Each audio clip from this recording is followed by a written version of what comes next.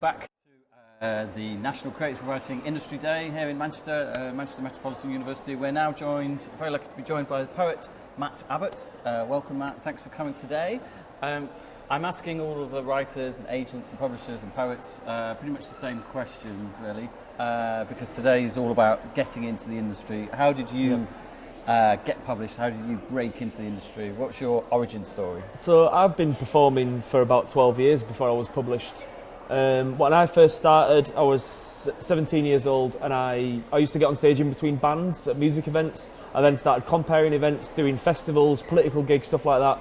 So I was quite a long way away from what is the creative writing industry.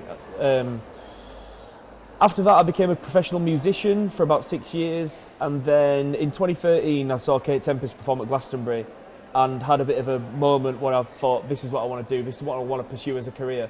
But because of my background, and not being to university or anything, it was still very much about doing performances, doing shows, doing gigs, putting stuff on YouTube. I never really saw myself as somebody who might be able to be published.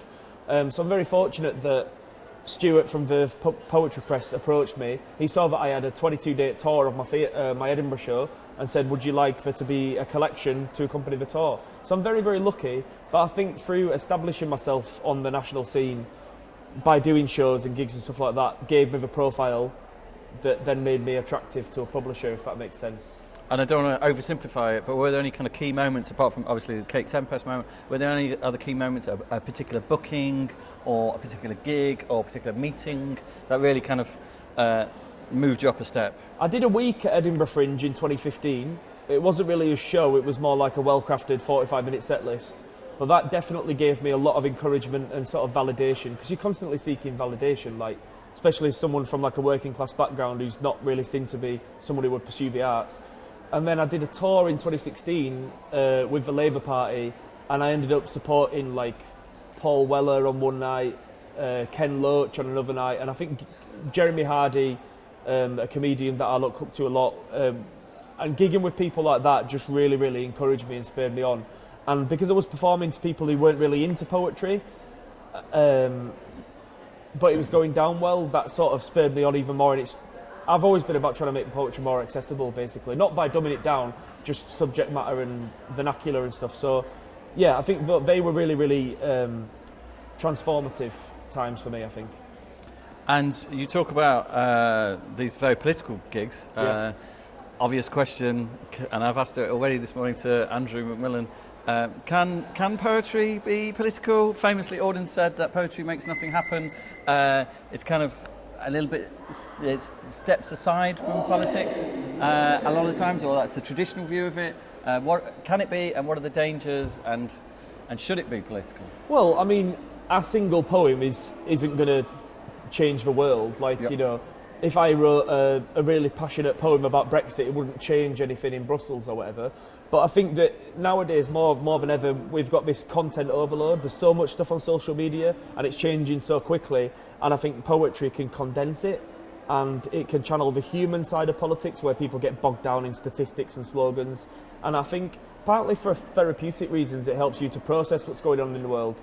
But also, I think poets have a knack of sort of cutting through and commentating on it and reflecting it. And I just think it's really important that political poetry exists. And whilst I say it's not going to change anything at the top level, I think as a society it maybe might help to shape the discourse, or it might change a few individual opinions, which then goes on to form a bigger part. So yeah, I think poetry is in its nature political, but I think political poetry is more and more important now, I think. And what are the pitfalls? What are the dangers? What are the things? Well, because there is obviously the danger of sloganeering and kind of being too abstract in general.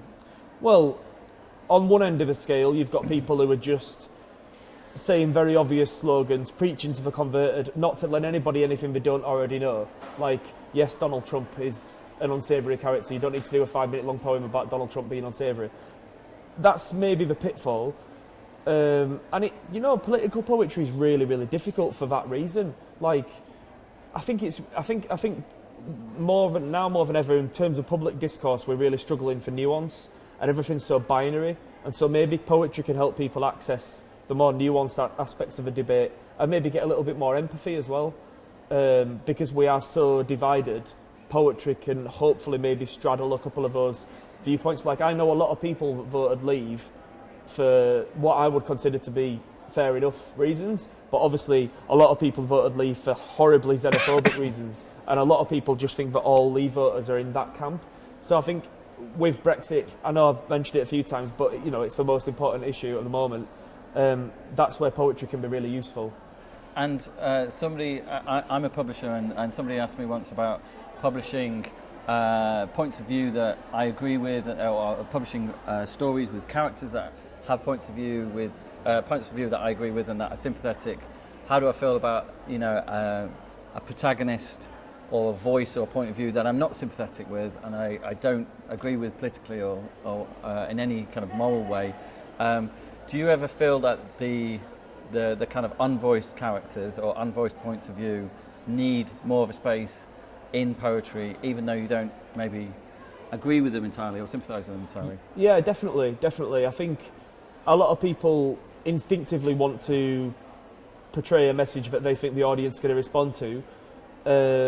I think it's really important that we have as much diversity as possible. And like I say, not to bring it back to Brexit too much, but some of the less popular stances or views or positions, so long as they're not hateful, I think it's really important that they are heard. And I think that's another strength that poetry has, in that anybody can access it as an art form quite quickly. As in, I'm not saying it's easy, but you get a window into somebody else's world. You get to wear somebody else's shoes for 3 minutes. And I think to be challenged and to hear somebody else's perspective in the form of a poem, you're much more likely to respond to it than like a Twitter argument. Do you know what I mean? Because it's knee-jerk and it's reactive. Yep. A poem frames it in a certain way that maybe makes you think, actually, okay, yeah, I get where you're coming from. Like I say, I would never encourage anything to be hateful or whatever, but that's it's not just love and hate, is it? Yeah. Great. Well, today's all about starting out in your career as a writer. We've got 160 delegates here, aspiring writers, including poets. If you could speak to them or speak to maybe your former self and give them one piece of advice or one thing that you've learned, if you could time travel back to your 18-year-old self when you first started performing poetry at gigs, is there one piece of advice or one thing you want to say to them? If you've got something that you are really, really desperate to put online, like if you've recorded a video or even just an audio take or written a poem or whatever, wait at least 3 months before publishing it. Because so many times I've put something online and been like, look at this, look at this, look at this, look at this. And then in 6, 9, 12 months I've looked back and gone, oh, I'm not really proud of that. And it might have had a few thousand views, or it might have been shared in an article or whatever. And you end up, I think your natural instinct when you finish something is to put it out in the world straight away. And naturally as a writer, you're only going to constantly improve. And sometimes you put stuff out there that doesn't stand the test of time. So take your time with what you publish, because once it's out there, it's out there. That would be, because now it's so easy to put something on YouTube or Twitter or Snapchat or whatever. Just take your time. Brilliant. Thank you, Matt. Join us again in a few minutes when I'll be talking to Davinia Andrew Lynch, a literary agent from Andlin Agency.